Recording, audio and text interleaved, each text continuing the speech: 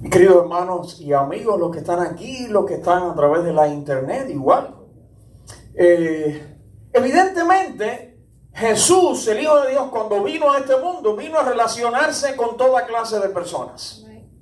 Con toda clase de personas. Porque es que, de hecho, todos lo necesitamos por igual. No existe un grupo de personas en este mundo que pueda decir con verdad, nosotros no necesitamos a Jesucristo. Y como Él sabía que todos lo necesitaban, vino a relacionarse con toda clase de personas. Y aunque tú encuentres eso muy bueno, en su tiempo, eso, como decimos nosotros, sacó algunas ronchas. ¿Entiendes? Hubo algunas personas que eso como que les molestaba, les chocaba. Que Jesús se relacionara, repito, con toda clase de personas. Y ahí tenemos en la Biblia, en Lucas capítulo 15, lo estuvimos leyendo juntos aquí hace un momento, como los fariseos y los escribas, que no eran cualquier cosa, ¿verdad? Eran autoridades en su época de la religión. Dice el pasaje, los fariseos y los escribas murmuraban diciendo, ¿te fijas la manera despectiva de hablar?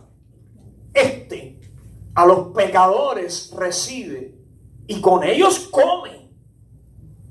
Porque para ellos era inaudito que una persona religiosa comiera, porque el comer es compartir, ¿verdad? Y comiera con gente pecadora.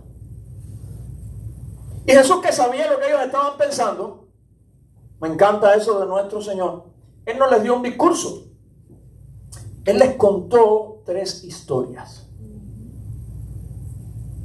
Él les contó 3 historias, sin darle ni una explicación, solo les contó las historias. Pero esas 3 historias o ejemplos vienen a mostrar de una forma muy clara que la gracia de Dios es para todos. ¿Quieres repetirlo conmigo? La gracia de Dios es para todos, es para todos. O sea, el favor de Dios, el amor de Dios que no podemos comprender, es para todos. Ellos no entendían eso, pero Jesús se lo mostró. Y se lo mostró, como les decía, con 3 historias. Una historia en la que a un pastor se le extravía una oveja. Y ya sabemos lo que hizo, ¿verdad? Dejó las 99 otras ovejas a buen resguardo, ¿verdad? Pero salió a hacer ¿qué? A buscar la perdida. A buscar la perdida. O sea, no dijo nunca, ok, se me perdió esa, bueno. No, salió a buscarla. También Jesús contó otra historia que a las mujeres probablemente les apelaba más, porque era una mujer que tenía 10 monedas de una colección. Ahora no vamos a explicar, bueno, toda la cultura de aquella época. Ok, tenía estas 10 monedas y perdió una. ¿Y qué hizo? Puso a buscarla. Dijo, yo no iba a limpiar esta semana, pero ahora mismo voy para allá. Empezó a barrer todo, encendió una lámpara, porque esas casas en realidad eran un poco oscuras, no tenían ventanas. Encendió la lámpara, probablemente la puso en el piso, barrió toda la casa hasta que encontró la moneda. Y entonces, por supuesto, se alegró mucho. Y Jesús contó otra historia, una de las historias más fascinantes que hay en toda la Biblia, que esta es la historia de un hijo perdido. No una moneda, no una oveja, sino un hijo perdido. Nosotros normalmente hemos aprendido a llamarla la parábola del hijo pródigo. Pero soy de los que cree que ese nombre no le hace justicia al tema de la parábola. La historia es más bien la historia del padre amoroso, porque la primera historia se trata del pastor que sale a buscar la oveja. La segunda historia se trata de la mujer que sale a buscar la moneda. Y la tercera historia se trata del padre que anhelaba el regreso del hijo perdido hasta que regresó. Es una historia inolvidable. Que puede ser tu historia, ¿sabías? Puede ser tu historia. Y tú también, puede ser tu historia esta. En esta historia ocurre un cambio tremendo que indica que también hay esperanza para ti. Hay esperanza para ti.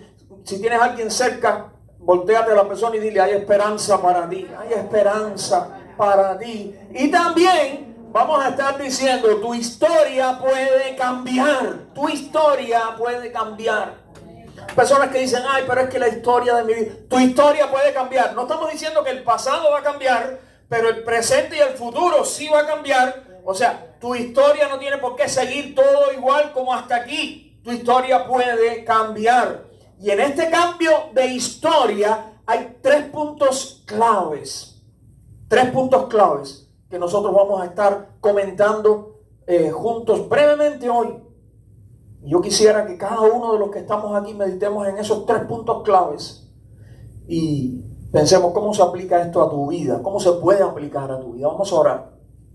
Y ahora, Padre, ayúdanos a poner tu palabra y permite, Señor, que si alguna persona nos ve o nos escucha y todavía no ha experimentado este cambio en su vida, obra tú con tu Espíritu Santo, Señor, para hacerlo posible en la vida de aquel que lo necesita. En el nombre de Jesús. Amén. Así que 3 puntos claves, vamos a ver, en tu historia para que ocurra este cambio. Y aquí está el primer punto clave. Pastor, pero ese punto clave no me gusta. Ok, a mí tampoco me gusta, pero ahí está. No lo podemos tapar con un dedo. Este punto clave está en todas nuestras historias. Toda historia humana tiene esta parte que no nos gusta, pero la tenemos. La diferencia está en que puedes librarte del poder que esta parte de tu historia tenga sobre ti. ¿Escuchaste eso? Esta parte de tu historia, ahí está y no la podemos negar. Pero el poder de eso sobre tu vida, de eso te puedes librar. Dice en la historia que estamos recordando hoy, Jesús también les dijo, un hombre tenía 2 hijos. Un día el hijo más joven le dijo a su padre, dame la parte de la propiedad que me toca como herencia. Entonces el padre repartió la herencia entre sus 2 hijos. A los pocos días el hijo menor vendió lo que su padre le había dado y se fue lejos, a otro país. Allá se dedicó a darse gusto haciendo lo malo y gastando todo el dinero. ¡Wow! En esa historia se está ilustrando la naturaleza egoísta del ser humano. A ver, no diga, allá los egoístas. No, es que eso está en nuestra naturaleza, en todos. La tendencia al mal también está en todos. La tendencia a olvidarnos de Dios y de que no todo es placer y diversión en esta vida. No todo es. A este joven de la historia que se enfrentó un día a su padre y quiso romper con todo eso, el egoísmo y el olvidarse de Dios y todas esas cosas lo llevó a cometer algunas locuras. Por ejemplo, ya vimos en la historia que le exigió al padre vivo, ¿le exigió qué cosa? Ahora, normalmente cuando se recibe una herencia, cuando el familiar ya se muere, ¿no? Pero él, parece que el muchacho dijo, mi papá tiene buena salud. Mi papá tiene buena salud. Yo no voy a esperar 30 años más. Parece que él dijo, yo quiero gozar ahora. Y se le encargó al padre ahí, una tremenda frescura. Y le dijo, ¿sabes qué? La parte de esta propiedad que me toca a mí, que probablemente él no había trabajado en ella nunca. A mí me suena eso. Pero yo quiero la parte de esa ahora. Y dice que el padre, bueno, le repartió a él y al hijo mayor los bienes. También la historia dice que otra locura. Esa fue la primera. La segunda locura es que se fue. Se fue de la casa del padre. Es más, dice que se fue lejos, a otro país. Como diciendo, me voy donde nadie me conozca, donde nadie me vea, donde nadie puede irle con el chisme a mi familia de lo que yo estoy haciendo, ¿verdad? Para ser libre.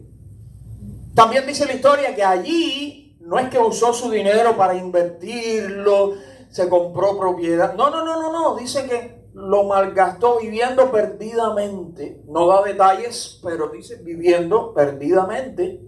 Y el hecho dice que gastó o malgastó sus bienes, lo desperdició. Y eso quiere decir que al final no le quedó nada. Aquí funcionó la ley de la siembra y la cosecha. Ahora, yo sé que algunos predicadores modernos interpretan mal la ley de la siembra y la cosecha que está ahí en la Biblia, en el libro de Gálatas, que dice, todo lo que el hombre sembrare, eso también segará. Pero no solo algunos predicadores, mucha gente común también malinterpretan esa ley. ¿De qué está hablando esa ley? Tienes que leerlo ahí en Gálatas y ver el contexto para darte cuenta que lo que está diciendo esta ley es, si tú siembras para la carne, para los deseos carnales, lo único que vas a obtener es corrupción, pudrición. Pero si tú siembras para el Espíritu, dice que lo que vas a cosechar entonces es vida eterna. Esa es la ley de la siembra y la cosecha. No tiene nada que ver con sembrar dinero para cosechar más dinero. No tiene que ver con que vas por el mundo sembrando amor a la gente y entonces vas a recibir amor. No, puede ser que des mucho amor y no recibas nada. Eso puede ser. Eso no es lo que dice la ley de la siembra y la cosecha. Repito, la ley de la siembra y la cosecha lo que dice es: el que siembra para su carne, de la carne segará corrupción. Eso es así, eso es una ley. Pero el que siembra para el Espíritu, del Espíritu segará vida eterna. That's it. No importa si tú eres niño, adolescente, joven o adulto, esta ley funciona para todo el mundo. Por eso decimos que es una ley. Los resultados que cosechó el muchacho que sembró todo el tiempo para su carne, ¿qué cosechó? Lo dicen los versículos 14 al 16. Dice: ya se había quedado sin nada, ni un centavo, cuando comenzó a faltar la comida en aquel país, y el joven empezó a pasar hambre. ¿Tú crees que él antes había pasado hambre? No creo. Entonces buscó trabajo. ¿Tú crees que él antes había trabajado en algo? No creo. Porque siendo un hijo, como se ve en la historia, de un padre con finca, propiedad, de mucho dinero, yo no creo que él antes había, como decimos nosotros, disparado ni un chícharo. Eso quiere decir que no había trabajado. Dice: entonces buscó trabajo, y el hombre que lo empleó lo mandó a cuidar cerdos en su finca. Yo no tengo nada en contra de los cerdos, los pobres, y comemos y todas esas cosas, pero a ver, si podemos escoger, si hubiera opciones, creo que muchos no escogeríamos cuidar cerdos allí en un chiquero allí que está todo sucio y todo con mal olor y todo eso, ¿verdad? Muchos no escogeríamos eso. El problema de este joven es que no tenía opciones. No tenía opción. No. Esto fue lo único que encontró. Cuidar cerdos en su finca. Al joven le daban ganas de comer, aunque fuera la comida con que alimentaban a los cerdos, pero nadie se la daba. Oye, ¿te imaginas eso? Envidiar, golosear la comida que le tiraban allí a los cerdos. Porque él tenía que cuidarlos, probablemente limpiar aquello y todo lo que tú sabes, pero no le garantizaban la comida. ¿Qué problema, Tú y yo también tenemos que enfrentar nuestro pecado y sus consecuencias. Mira, el pecado tiene consecuencias. El gran engaño del pecado, ¿sabes cuál es? De que nos hace creer que el pecado es todo diversión y todo libertad y a disfrutar. No, el pecado tiene consecuencias. Y ninguna es buena.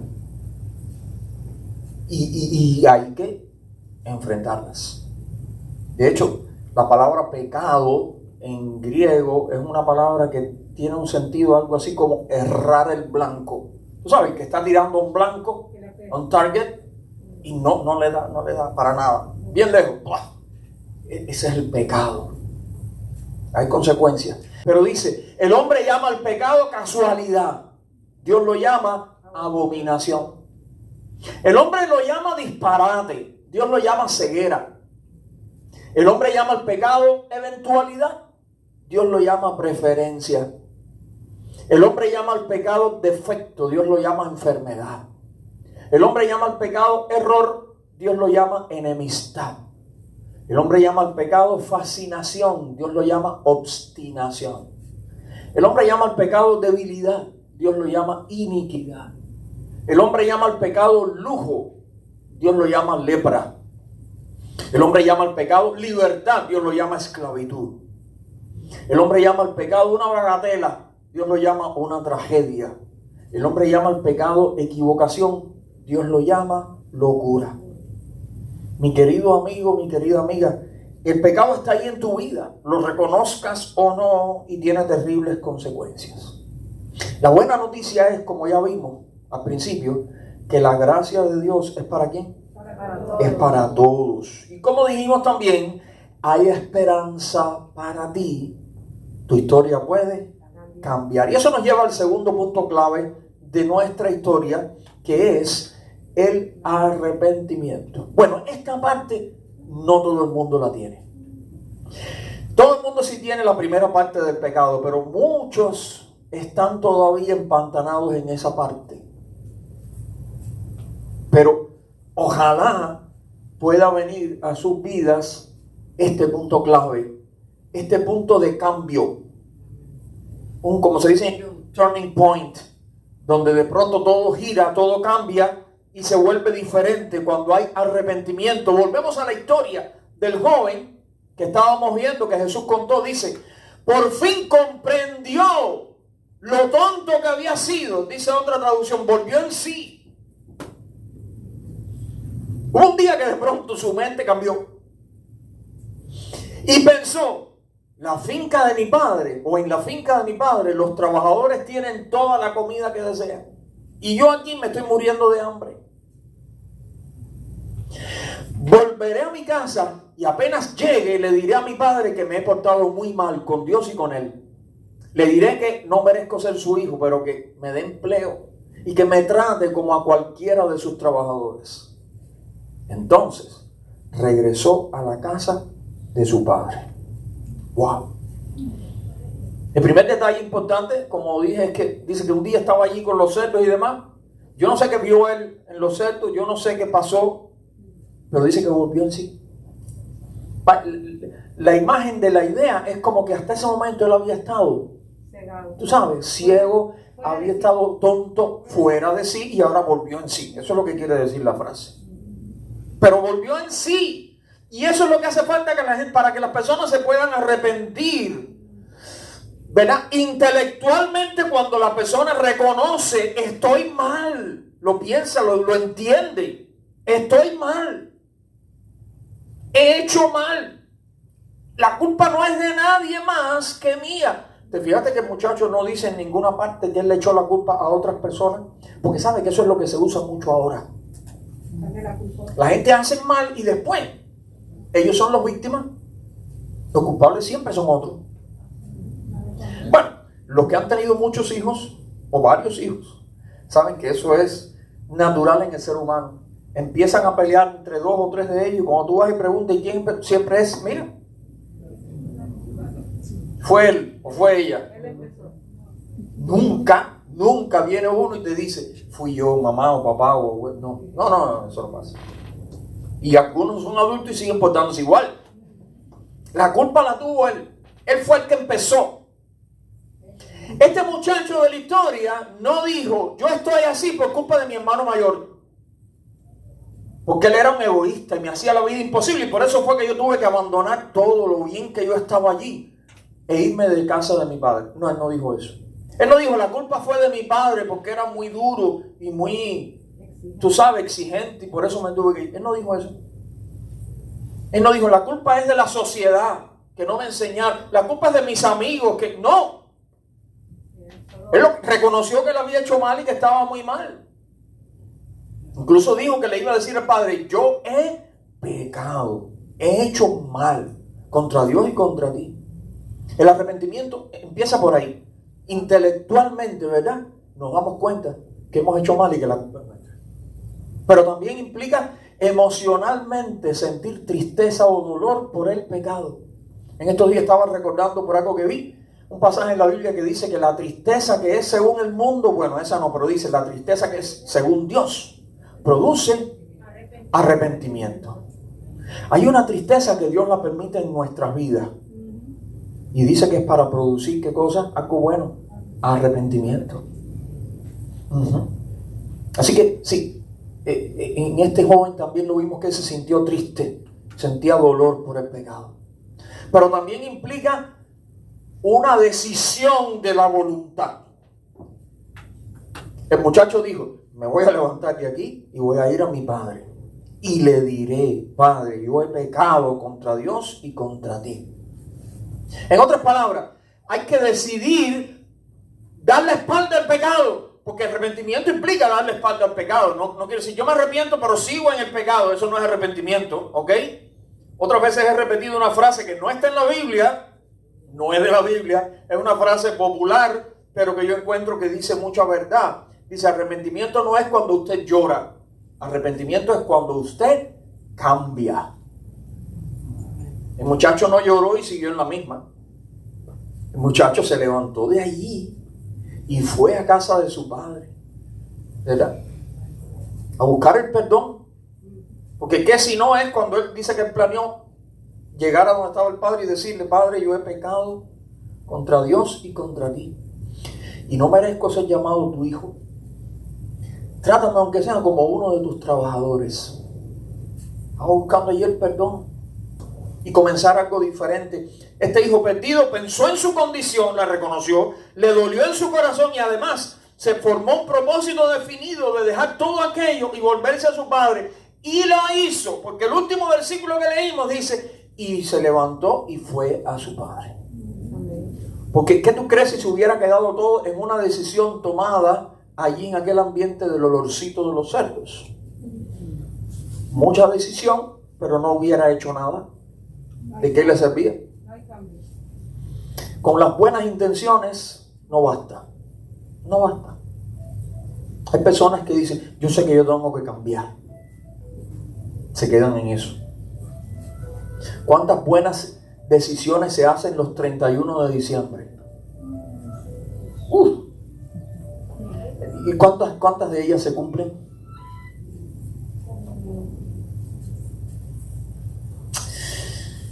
Pero el muchacho este lo cumplió, lo hizo.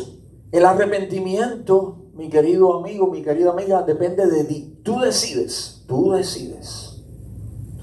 Recuerda, como vimos al principio, que la gracia de Dios es para todos. Por eso decimos que hay esperanza para ti.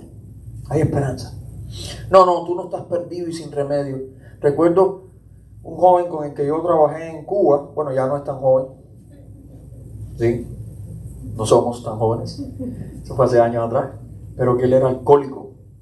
No sé qué es de su vida en este momento, pero era alcohólico, pero completo. Estuvo en prisión y todo por problemas con el alcohol o derivados del alcohol. Y yo le hablaba de Jesucristo y él me decía: yo no tengo remedio. Eso me lo decía medio ebrio, tú sabes, sentado en el piso ahí en su casa, porque no tenía ni este mueble, porque todos los había vendido para comprar alcohol. Sentados los dos en el piso, recostados a la pared, él me decía: yo no tengo remedio. Y yo decía: sí, tú tienes remedio y tú lo sabes. Él había hablado de Jesucristo mucho, él. Tú lo sabes. Hay remedio, hay esperanza. Hay esperanza, tu historia puede cambiar. Y eso nos lleva al tercer punto clave de tu historia. Ojalá llegues a ese punto clave, a este punto de giro, que es el amor de Dios. A todas esas, ese joven, todo lo que estaba pasando, ¿qué estaba pasando con el padre de ese joven? Bueno, nos damos cuenta por la historia que aquel padre amaba a sus dos hijos, pero su amor se mostró más en su hijo perdido. ¿Cómo dice la historia? Dice: cuando todavía estaba lejos, su padre corrió hacia él lleno de amor y lo recibió con abrazos y besos. El joven empezó a decirle: me he portado muy mal contra Dios y contra ti, ya no merezco ser tu hijo. Pero fíjense que el padre lo vio cuando todavía estaba lejos. ¿Cómo tú puedes ver que una persona que todavía no ha llegado a tu casa viene para tu casa? ¿Cómo tú puedes verlo? ¿Cómo puedes? Tiene que ser que tú estés parado en algún lugar donde tú estés mirando y mirando a ver si ves venir a alguien. Lo estaba esperando. Lo estaba esperando. Lo estaba esperando. O sea, el padre no sabía dónde estaba el hijo. Acuérdate que él se fue lejos. ¿Tú sabes? Pero el padre probablemente, no sabemos cuántas veces a la semana, al día, él se paraba en algún lugar a observar el camino con la esperanza de que su hijo regresara. Y cuando lo vio venir, en esta imagen, yo no sé si tú lo distingues aquí, mira, en el camino, pequeñito aquí a lo lejos. Cuando lo vio de lejos, eso sí lo dice la Biblia, que lo vio de lejos y el padre fue el que salió corriendo. Salió corriendo, lleno de misericordia, dice, de amor. No te olvides que el padre de esta historia representa a Dios. Por eso es que Jesús está contando la historia. ¿Ven? El pastor de las 100 ovejas representa a Dios. La mujer que barrió la casa buscando la moneda perdida representa el amor de Dios. Y este padre amoroso que salió corriendo a recibir a su hijo perdido también representa a Dios. Hay una historia que yo escuché hace muchos años a un predicador, precisamente, que cuenta algo similar. Un joven que se fue de la casa, ¿sabe? Molesto con los padres, cogió, se fue de la casa, se robó hasta el dinero que encontró en la casa de los padres y se lo llevó. Y lo mismo, tú sabes, vivió como le dio la gana por allá. Pasó mucho tiempo sin querer comunicarse con los padres ni nada. Pero un buen día, como pasó en esta historia, volvió en sí y se dio cuenta que necesitaba pedir perdón y volver. Y entonces le escribió a los padres, en aquella época que no había celulares, tú sabes, ni nada de eso, le escribió una carta. Si no sabes lo que es una carta, pregunta. ¿Sabes? Porque hoy en día no se usa mucho, a lo mejor se te ha olvidado lo que es una carta. Pero una carta de papel. Y le escribió a los padres. Y les dijo lo que él pensaba. Les pidió perdón. Le dijo, yo sé que no merezco ser perdonado, pero yo voy a regresar tal día. En tren. Ahora yo sé que el tren pasa por delante de la casa. Y yo les voy a pedir que si ustedes me perdonan, pongan en la ventana un pañuelo blanco. En señal de que sí me han perdonado y puedo regresar. Si yo veo el pañuelo, me bajo y voy para la casa. Si no veo el pañuelo, sigo. Llegó el día, el muchacho aquel se montó en el tren, buscó la ventanilla para estar cerca allí. Cuando fue llegando a la casa, los ojos estaban puestos en la ventana, pero cada vez que se iba acercando el tren, él veía que no había ningún pañuelo. No había ningún pañuelo. Y sintió una cosa aquí, tú sabes, en el estómago aquí que le apretaba. Bueno, no fue a mí, yo lo estoy sintiendo ahora. Sintió una cosa aquí. No había nada en la ventana. Eso le ocurrió mirar para el lado, un árbol que había al lado de la casa. Y en el árbol había como 4 o 5 sábanas blancas que cubrían el árbol. ¿Qué quería decir aquello? Que pañuelito no bastaba, sábanas blancas. Así era el corazón de sus padres. Y eso mismo es lo que quiso mostrar Jesús con esta historia.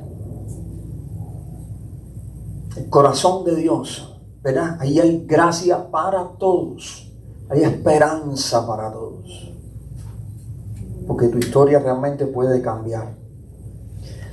Y yo creo que fue precisamente el estado en el que venía aquel muchacho, que no nos da mucha explicación la historia, pero no debe haber venido muy bonito, ¿verdad? El que movió el corazón del Padre a misericordia. Y mira cómo dice al final de la historia. Dice, pero antes de que el muchacho terminara de hablar, el padre llamó a los sirvientes y les dijo, traigan la mejor ropa y vístanlo, pónganle un anillo y también sandalias, maten el ternero más gordo y hagamos una gran fiesta, porque mi hijo ha regresado. Es como si se hubiera muerto y ha vuelto a vivir. Se había perdido y lo hemos encontrado. Y comenzó la fiesta. El muchacho vino con un discursito preparado para decirle al padre, pero no lo pudo decir completo, porque nada más que empezó, el padre lo cortó. Y el padre llamó a los criados y mandó a buscar un anillo. Oye, eso no es cualquier cosa.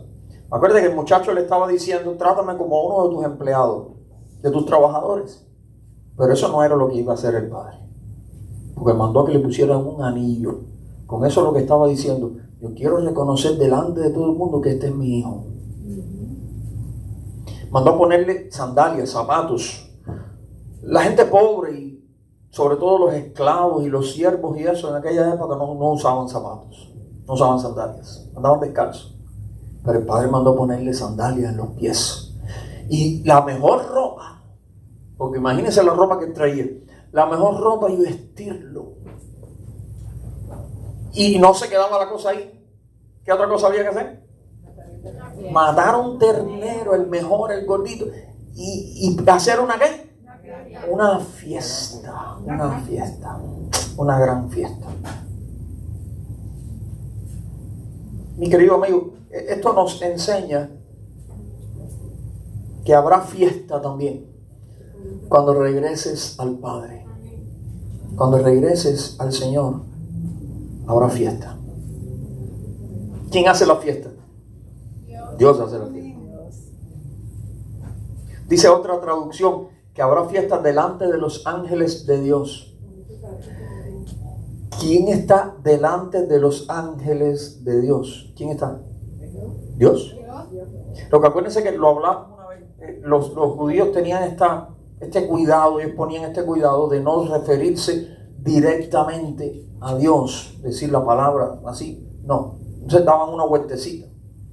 Y cuando dice habrá regocijo delante de los ángeles de Dios, es una manera de decir Dios se va a alegrar, se va a regocijar, va a ser fiesta cuando tú decidas regresar a Él. ¿Puedes entender esto? Yo quiero que esto se te quede en la mente, aunque estés en la internet, aunque estés aquí.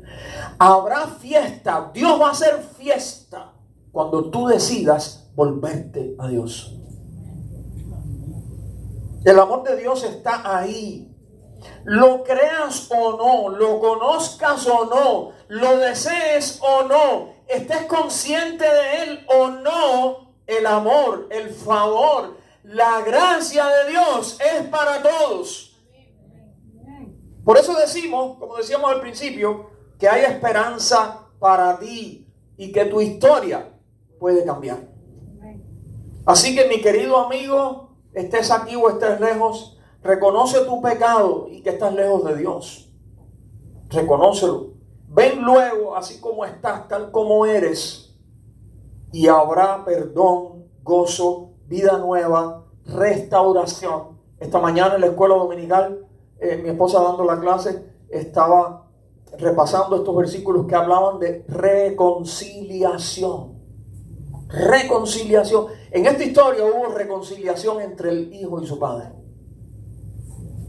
En tu historia necesitas que haya reconciliación entre tú y Dios. Reconciliación. Recuerda que como vimos al principio, la gracia de Dios es para todos. Por eso decimos que hay esperanza para ti. No se te olvide esa parte. Y tu historia puede cambiar. El Señor te bendiga. Y hoy, como decíamos la semana pasada, hoy es el día de salvación. No esperes para la semana que viene. Eso es un gran error. Decir, yo voy a pensar en esto durante toda la semana. Y puede ser que el domingo que viene entonces yo... No, porque no sabemos, ¿saben? No sabemos nada en esta vida. De mañana, mucho menos de la semana que viene. Hoy es el día de salvación. Si estás aquí, si estás a través de la internet, hoy es el día que el Señor está tocando tu puerta. Como yo decía el otro día, si tú sientes, ¿verdad?, que Dios ha estado ahí tocando, que Dios ha estado llamando, pues el día que tienes que responder entonces es hoy. Hoy. Y como aquel joven de la historia, puedas llegar al arrepentimiento y a volverte al Padre Celestial. ¿Sabes que para eso fue que vino Jesucristo? Para buscarnos. Para buscarnos. En esta historia no sabemos cómo fue que este joven volvió en sí. No lo sabemos. No lo dice la historia. Pero en nuestra historia sí sabemos que el que vino a buscarnos, a buscarte, a buscarme a mí, a buscarnos ahí donde estábamos, sin volver en nosotros ni sin nada, perdidos y sin saberlo. El que vino a buscarnos allí, a salvarnos, a meter, como el video que vimos la semana pasada del hombre que se cayó en el pozo, ¿recuerdan? El que vino a meterse en el pozo, a meterse allí y sacarnos afuera, ese fue el Señor Jesucristo. Y pagó el precio de dar su vida por nosotros para salvarnos, para hacer posible el perdón, la reconciliación y todo lo demás que vimos. No hay otra manera, no hay otro camino, no hay otra vía, solo Jesucristo. Pero yo te invito a que hoy, ahora mismo, ahí en tu corazón, tú decidas volver a través de Jesucristo. Y habla con el Señor y dile, Señor Jesucristo, aquí estoy, yo necesito volver, yo necesito regresar.